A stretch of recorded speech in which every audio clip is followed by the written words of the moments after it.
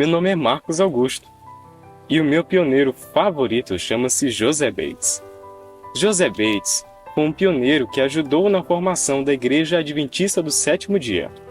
Ele era um homem muito engajado na obra e não só ajudou na formação e organização da igreja, mas também participou da proclamação da segunda vinda de Cristo nos meados de 1844. Ele participou também do grande desapontamento. Ele colocava o seu coração e os seus recursos onde quer que a obra de Deus estivesse. Um dos fatos mais marcantes, talvez, da vida de José Bates foi quando ele se sentiu impressionado por Deus a escrever um panfleto sobre a guarda do sábado. Ele estava percebendo que o dia certo para guardar, de acordo com as Escrituras, era o sábado, o sétimo dia da semana. Então, como ele era um homem de pronta ação, ele começou a escrever um panfleto mesmo sem ter recursos para sustentar a própria casa. Ele havia vendido o navio e todos os recursos de sua vida como marinheiro e capitão para empregar na proclamação do Evangelho, precisamente do segundo retorno de Cristo.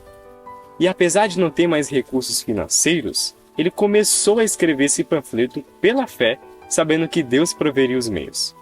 E enquanto José Bates escrevia, sua esposa entrou no escritório e pediu para ele comprar cerca de 2 quilos de farinha. Ele disse tudo bem. Ele saiu de casa, depois trouxe 2 quilos de farinha. Então sua esposa disse: será que o capitão Bates, que conduziu navios por este mundo afora, foi capaz de sair de casa e comprar 2 quilos de farinha apenas? E então aquela foi a situação onde ele revelou para a esposa a sua real condição financeira. Até então ela não sabia. E José Bates disse para ela: eu gastei o último centavo que eu tinha nesse mundo. E sua esposa entrou em prantos e ele, confiante, disse: Deus vai prover alguma coisa. E ela disse: você sempre diz isso, e saiu chorando. Enquanto José Bates continuava escrevendo, ele sentiu-se impressionado a ir no correio. Talvez houvesse alguma correspondência para ele. E ele foi no correio e de fato havia uma correspondência. Só que a correspondência não havia sido paga. E ele sentiu-se envergonhado perante o carteiro.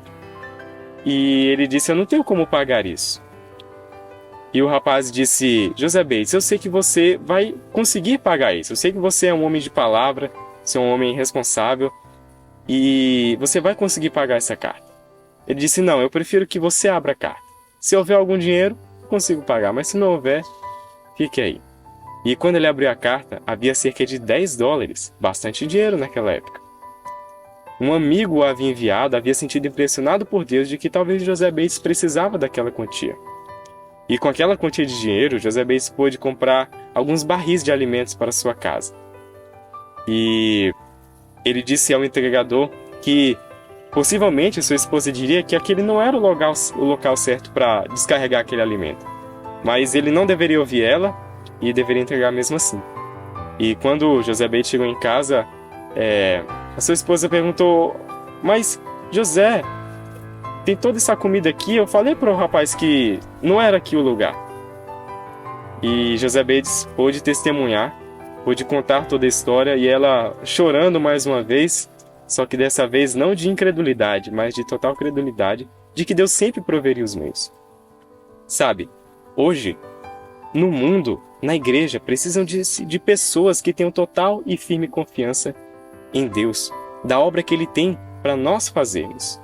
E pode ser que, para isso, nós precisemos passar por privações, precisamos doar nossos recursos, seja a nossa vida, nossos talentos ou nossos recursos financeiros, mas sempre confiante de que Deus vai prover e de que Ele nunca vai deixar faltar nada a seus filhos. Apenas obedeçamos a voz que nos diz: eis o caminho, andai por ele.